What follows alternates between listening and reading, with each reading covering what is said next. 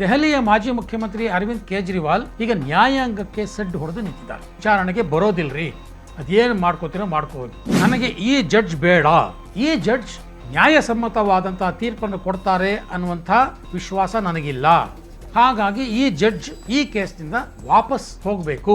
ದೆಹಲಿಯ ಮುಖ್ಯಮಂತ್ರಿ ಆಗಿದ್ದಂಥ ಅರವಿಂದ್ ಕೇಜ್ರಿವಾಲ್ ಜೈಲಿಗೆ ಹೋಗಬೇಕಾದಂಥ ಸಂದರ್ಭ ಬಂದುಬಿಡ್ತು. ಇವರ ಬಂಧನವನ್ನು ಎತ್ತಿ ಹಿಡಿದವರು ಯಾರು ಗೊತ್ತಾ? ಸ್ವರ್ಣಕಾಂತ ಶರ್ಮಾ ಅನ್ನುವಂಥ ದೆಹಲಿ ಹೈಕೋರ್ಟ್ನ ನ್ಯಾಯಮೂರ್ತಿಗಳು ಒಳ್ಳೆಯವರೇ, ಆದರೆ ನನ್ನ ಮನಸ್ಸಲ್ಲಿ ಸಂಶಯ ಬಂದ್ಬಿಟ್ಟಿದೆ.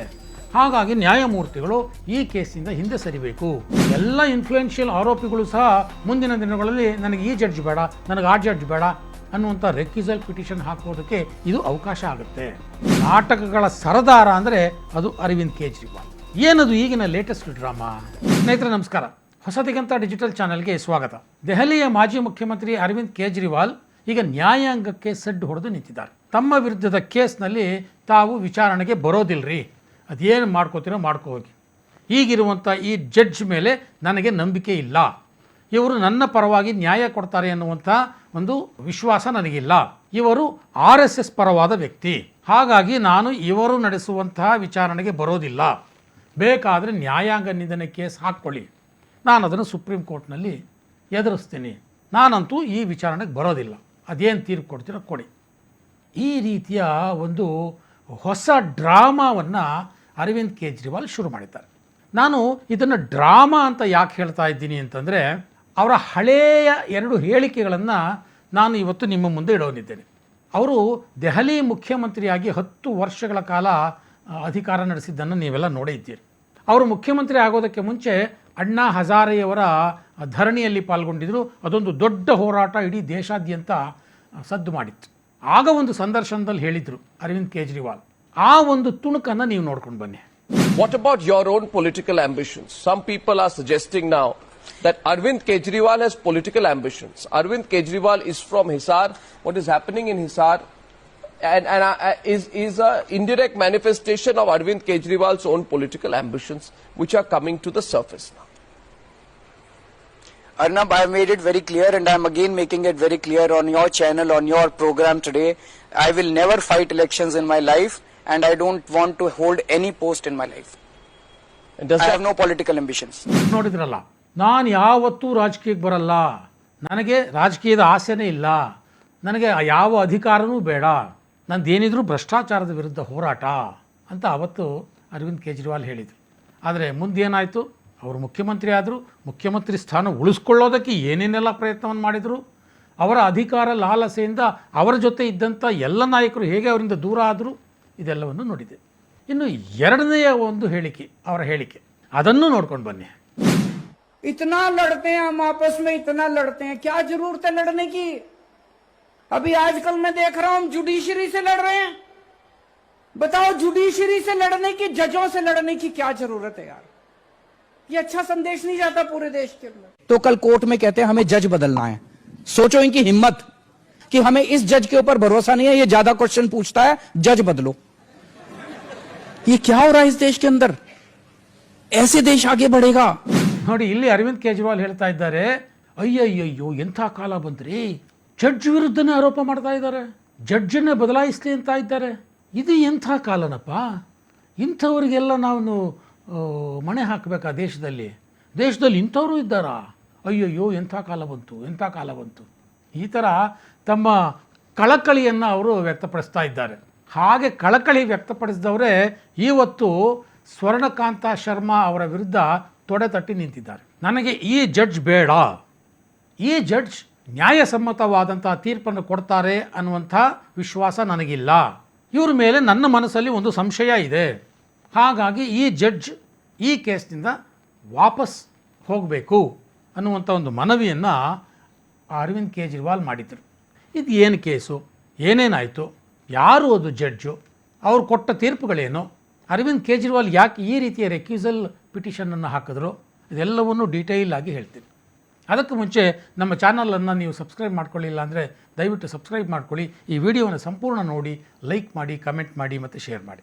ಅಬ್ಕಾರಿ ನೀತಿ ಹಗರಣ, ಈ ಹಗರಣದಲ್ಲಿ ಸಿಕ್ಕಿ ಹಾಕಿಕೊಂಡಂತಹ ದೆಹಲಿಯ ಮುಖ್ಯಮಂತ್ರಿ ಆಗಿದ್ದಂಥ ಅರವಿಂದ್ ಕೇಜ್ರಿವಾಲ್ ಈ ಕೇಸ್ಗೆ ಸಂಬಂಧಪಟ್ಟ ಹಾಗೆ ಜೈಲಿಗೆ ಹೋಗಬೇಕಾದಂಥ ಸಂದರ್ಭ ಬಂದುಬಿಡ್ತು.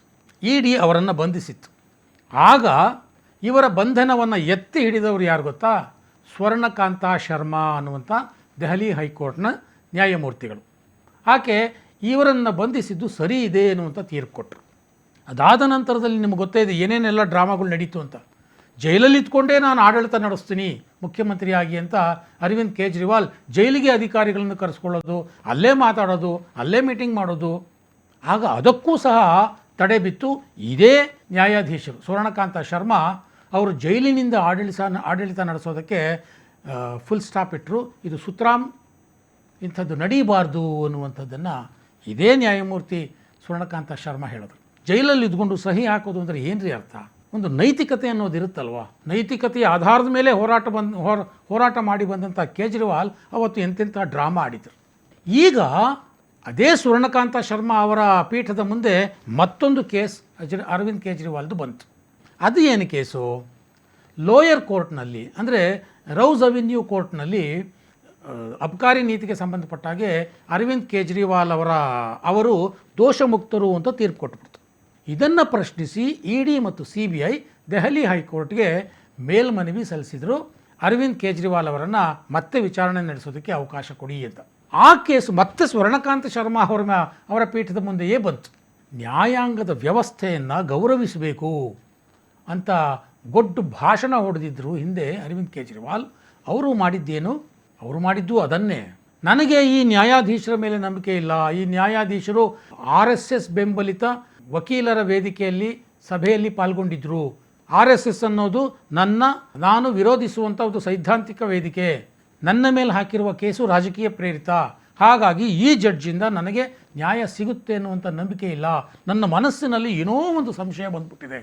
ನ್ಯಾಯಮೂರ್ತಿಗಳು ಒಳ್ಳೆಯವರೇ, ಆದರೆ ನನ್ನ ಮನಸ್ಸಲ್ಲಿ ಸಂಶಯ ಬಂದ್ಬಿಟ್ಟಿದೆ. ಹಾಗಾಗಿ ನ್ಯಾಯಮೂರ್ತಿಗಳು ಈ ಕೇಸಿಂದ ಹಿಂದೆ ಸರಿಬೇಕು ಅಂತ ಒಂದು ರೆಕ್ಯೂಸಲ್ ಪಿಟಿಷನನ್ನು ಹಾಕಿದರು. ಅದಕ್ಕೆ ಅವರು ಒಂದೆರಡು ಕಾರಣಗಳನ್ನು ಕೊಟ್ಟರು. RSS ಬೆಂಬಲಿತ ಸಭೆಯಲ್ಲಿ ಪಾಲ್ಗೊಂಡಿದ್ದರು, ನಾನು RSS ವಿರೋಧಿ, ಹಾಗಾಗಿ ಈ ನ್ಯಾಯಾಧೀಶರು ನನ್ನ ವಿರುದ್ಧ ತೀರ್ಪು ಕೊಡ್ತಾರೇನೋ ಅನ್ನುವಂಥ ಸಂಶಯ ನನಗೆ ಬಂದುಬಿಟ್ಟಿದೆ. ಎರಡನೇ ಆರೋಪ, ನ್ಯಾಯಾಧೀಶರ ಮಕ್ಕಳು ಸರ್ಕಾರಿ ವಕೀಲರು. ಈ ಸರ್ಕಾರಿ ವಕೀಲರಿಗೆ ಕೇಸ್ಗಳನ್ನು ಕೊಡೋದು ತುಷಾರ್ ಮೆಹ್ತಾ ಅನ್ನುವಂತಹ ಅಡ್ವೊಕೇಟ್ ಜನರಲ್. ಅವರು ಬೇರೆ ಯಾರೂ ಅಲ್ಲ, ಇದೇ ಅರವಿಂದ್ ಕೇಜ್ರಿವಾಲ್ ವಿರುದ್ಧ CBI ಪರವಾಗಿ ವಾದ ಮಾಡ್ತಿರುವಂಥ ವಕೀಲರು. ಹಾಗಾಗಿ ಇಲ್ಲಿ ಕಾನ್ಫ್ಲಿಕ್ಟ್ ಆಫ್ ಇಂಟ್ರೆಸ್ಟ್ ಇದೆ. ತಮ್ಮ ಮಕ್ಕಳ ಭವಿಷ್ಯಕ್ಕಾಗಿ ಈ ನ್ಯಾಯಾಧೀಶರು ನನ್ನ ವಿರುದ್ಧವೇ ತೀರ್ಪು ಕೊಡುವಂಥ ಸಂಶಯ ನನ್ನ ಮನಸ್ಸಲ್ಲಿ ಮೂಡಿಬಿಟ್ಟಿದೆ. ಹಾಗಾಗಿ ಈ ನ್ಯಾಯಾಧೀಶರು ಈ ಕೇಸಿಂದ ಹಿಂದಕ್ಕೆ ಹೋಗಬೇಕು. ನ್ಯಾಯಾಧೀಶರಿಗೆ ಒಂದು ರೀತಿಯ ಸಂಕಟ. ಅವ್ರು ಹೇಳಿದರು ಈ ವಿಚಾರಣೆ ಸಂದರ್ಭದಲ್ಲಿ, ಇಂಥ ಒಂದು ಆರೋಪವನ್ನು ನಾನು ಇದೇ ಮೊದಲನೇ ಬಾರಿಗೆ ಎದುರಿಸ್ತಾ ಇದ್ದೇನೆ. ಈ ರೀತಿಯ ರಾಜಕೀಯ ಆರೋಪಗಳಿಗೆ ರಾಜಕೀಯ ಉತ್ತರ ಕೊಡೋದಕ್ಕೆ ನನ್ನ ಕೈಲಿ ಆಗೋದಿಲ್ಲ. ಆದರೆ ಆರೋಪಿಯೊಬ್ಬ ತನಗೆ ಬೇಕಾದ ಜಡ್ಜ್ಗಳನ್ನು ಆಯ್ಕೆ ಮಾಡೋದಕ್ಕೆ ಅವಕಾಶ ಸಿಗಬಾರ್ದು. ಅದು ನ್ಯಾಯಾಂಗ ವ್ಯವಸ್ಥೆಗೆ ಒಂದು ಅವಮಾನ. ನ್ಯಾಯಾಂಗ ವ್ಯವಸ್ಥೆಯ ಮೇಲೆಯೇ ಗದಾಪ್ರಹಾರ ಮಾಡಿದ ಹಾಗೆ.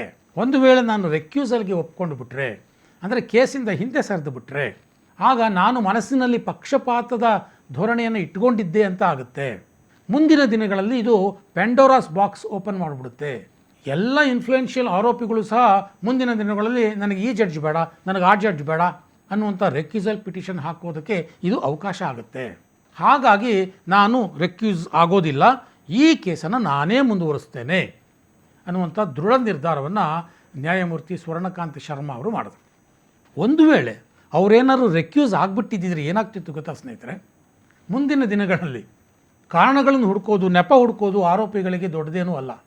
ಅವನು ನಮ್ಮ ಜಾತಿ ಅಲ್ಲ, ಅವನು ಆ ಜಾತಿ, ಹಾಗಾಗಿ ಅವನು ನನ್ನ ಪರವಾಗಿ ನ್ಯಾಯ ಕೊಡ್ತಾನೆ ಅನ್ನುವಂಥ ವಿಶ್ವಾಸ ನನಗಿಲ್ಲ, ಹಾಗಾಗಿ ಈ ಜಡ್ಜನ್ನು ನೀವು ಚೇಂಜ್ ಮಾಡಿ.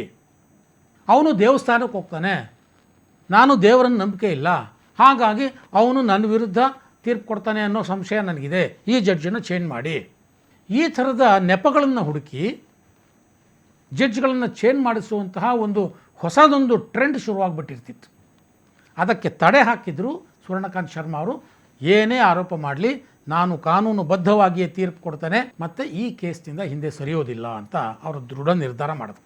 ಆಗ ಕೇಜ್ರಿವಾಲ್ ಹೊಸದೊಂದು ಡ್ರಾಮಾ ಶುರು ಮಾಡಿದ್ರು. ಅದು ಈಗಿನ ಲೇಟೆಸ್ಟ್ ಡ್ರಾಮಾ. ಏನದು ಈಗಿನ ಲೇಟೆಸ್ಟ್ ಡ್ರಾಮಾ? ಒಂದು ಪತ್ರ ಬರೆದಿದ್ದಾರೆ ನ್ಯಾಯಮೂರ್ತಿಗಳಿಗೆ ನೇರವಾಗಿ ಸಂಬೋಧಿಸಿ, ಘನತೆವೆತ್ತ ನ್ಯಾಯಮೂರ್ತಿಗಳೇ, ನಿಮ್ಮ ಬಗ್ಗೆ ನನಗೆ ಎಳ್ಳಷ್ಟೂ ವೈಯಕ್ತಿಕವಾದ ದ್ವೇಷವಿಲ್ಲ, ನಿಮ್ಮ ಮೇಲೆ ವೈಯಕ್ತಿಕವಾದ ಯಾವುದೇ ಆರೋಪ ಇಲ್ಲ, ಘನತೆವೆತ್ತ ನ್ಯಾಯಮೂರ್ತಿಗಳು ಅಂತ ಈ ರೀತಿ ದೊಡ್ಡದಾಗಿ ಅವರನ್ನು ಬಣ್ಣಿಸುತ್ತಾ, ನಿಮ್ಮ ಮೇಲೆ ನನ್ನ ಮನಸ್ಸಲ್ಲಿ ಸಂಶಯ ಇರೋದರಿಂದ ನೀವು ನಡೆಸುವ ವಿಚಾರಣೆಯಲ್ಲಿ ನಾನು ಪಾಲ್ಗೊಳ್ಳೋದಿಲ್ಲ, ಬದಲಾಗಿ ನಾನು ಗಾಂಧಿ ಪ್ರಣೀತ ಸತ್ಯಾಗ್ರಹವನ್ನು ಮಾಡ್ತೇನೆ. ಗಾಂಧಿ ಹೆಸರನ್ನು ತಂದುಬಿಡ್ತಾರೆ ಕೇಜ್ರಿವಾಲ್. ಅಂದರೆ ಒಂದು ವಿಚಾರಣೆ ಎದುರಿಸೋದನ್ನು ತಪ್ಪಿಸಿಕೊಳ್ಳೋಕೆ ಅರವಿಂದ್ ಕೇಜ್ರಿವಾಲ್ ಎಂತೆಂಥ ಡ್ರಾಮಾಗಳನ್ನು ಆಡ್ಕೊಂಡು ಬಂದಿದ್ದಾರೆ ಅಂತ ಅವರ ವಿರೋಧಿಗಳು ಹೇಳೋದಕ್ಕೆ ಪೂರಕವಾಗಿ ಅವರು ನಡ್ಕೊಳ್ತಾ ಇದ್ದಾರೆ. ಮುಂದಿನ ದಿನಗಳಲ್ಲಿ ನೋಡಬೇಕು ನ್ಯಾಯಮೂರ್ತಿ ಸ್ವರ್ಣಕಾಂತ ಶರ್ಮಾ ಅವರು ಈ ಕೇಸನ್ನು ಯಾವ ರೀತಿ ಹ್ಯಾಂಡಲ್ ಮಾಡ್ತಾರೆ. ನೋಡಿ ಕೇಜ್ರಿವಾಲ್ ಯಾವ ರೀತಿಯ ಡ್ರಾಮಾ ಆಡಿದ್ದಾರೆ ಅಂತ. ಈ ಕೇಸ್ನಲ್ಲಿ ಅರವಿಂದ್ ಕೇಜ್ರಿವಾಲ್ ಅವರ ವಿಚಾರಣೆಯನ್ನು ಕೈಗೆತ್ಕೊಳ್ಬೇಕು ಅಂತ CBIಗೆ ಅನುಮತಿ ಕೊಡೋದು ಒಂದು ಪಾರ್ಟು, ಅಥವಾ ಅನುಮತಿ ನಿರಾಕರಿಸೋದು ಒಂದು ಪಾರ್ಟ್. ಎರಡರಲ್ಲಿ ಯಾವುದು ಕೊಟ್ಟರೂ ಅದನ್ನು ಅರವಿಂದ್ ಕೇಜ್ರಿವಾಲ್ ರಾಜಕೀಯವಾಗಿ ತಮ್ಮ ಹಿತಕ್ಕೆ ಬಳಸ್ಕೊಳ್ತಾರೆ. ಒಂದು ವೇಳೆ ಅರವಿಂದ್ ಕೇಜ್ರಿವಾಲ್ ಪರವಾಗಿ ತೀರ್ಪು ಬಂದುಬಿಟ್ರೆ ಆಗ ಅರವಿಂದ್ ಕೇಜ್ರಿವಾಲ್ ಹೇಳ್ತಾರೆ, ನೋಡಿ ನಾನು ಇಷ್ಟೆಲ್ಲ ಹೋರಾಟ ಮಾಡಿದ್ದಕ್ಕೇ ನನ್ನ ಪರವಾಗಿ ತೀರ್ಪು ಬಂತು, ಇಲ್ಲ ಅಂದಿದ್ರೆ ಈ ಜಡ್ಜ್ ನನ್ನ ವಿರುದ್ಧ ತೀರ್ಪು ಕೊಟ್ಬಿಟ್ಟಿರೋರು. ಒಂದು ವೇಳೆ ಅರವಿಂದ್ ಕೇಜ್ರಿವಾಲ್ ವಿರುದ್ಧವಾಗಿ ತೀರ್ಪು ಬಂದರೆ ಏನಾಗುತ್ತೆ, ನಾನು ಹೇಳಿರಲಿಲ್ವ ಮುಂಚೆನೇ ಇವರು ನನ್ನ ವಿರುದ್ಧ, ಇವರು RSS, ಇವರ ಮಕ್ಕಳಿಗೆ ಅನುಕೂಲ ಮಾಡಿಕೊಡೋದಕ್ಕೆ ನನ್ನ ವಿರುದ್ಧ ತೀರ್ಪು ಕೊಟ್ಬಿಟ್ಟಿದ್ದಾರೆ, ನಾನು ಸುಪ್ರೀಂ ಕೋರ್ಟ್ಗೆ ಹೋಗ್ತೀನಿ. ಎರಡೂ ರೀತಿಯಲ್ಲಿ ಇನ್ನೊಂದು ಡ್ರಾಮಾ ಆಡೋದಕ್ಕೆ ಈಗ ರಂಗವನ್ನು ಸಜ್ಜು ಮಾಡಿಕೊಂಡಿದ್ದಾರೆ ಕೇಜ್ರಿವಾಲ್. ಅದಕ್ಕೆ ನಾನು ಹೇಳಿದ್ದು ಅರವಿಂದ್ ಕೇಜ್ರಿವಾಲ್ ಈಗ ಹೊಸ ನಾಟಕ ಶುರು ಮಾಡಿದ್ದಾರೆ ಅಂತ. ನಾಟಕಗಳ ಸರದಾರ ಅಂದರೆ ಅದು ಅರವಿಂದ್ ಕೇಜ್ರಿವಾಲ್. ಇದು ದೇಶದ ಜನತೆಯ ಮುಂದೆ ಇನ್ನೊಂದು ರೂಪದಲ್ಲಿ ಮುಂದಿನ ದಿನಗಳಲ್ಲಿ ಕಾಣಿಸಿಕೊಳ್ಳೋದಿದೆ. ಅದನ್ನು ದೇಶದ ಜನರೆಲ್ಲ ನೋಡಲೇಬೇಕಾದಂಥ ಅನಿವಾರ್ಯ ಪರಿಸ್ಥಿತಿ ಬಂದಿದೆ.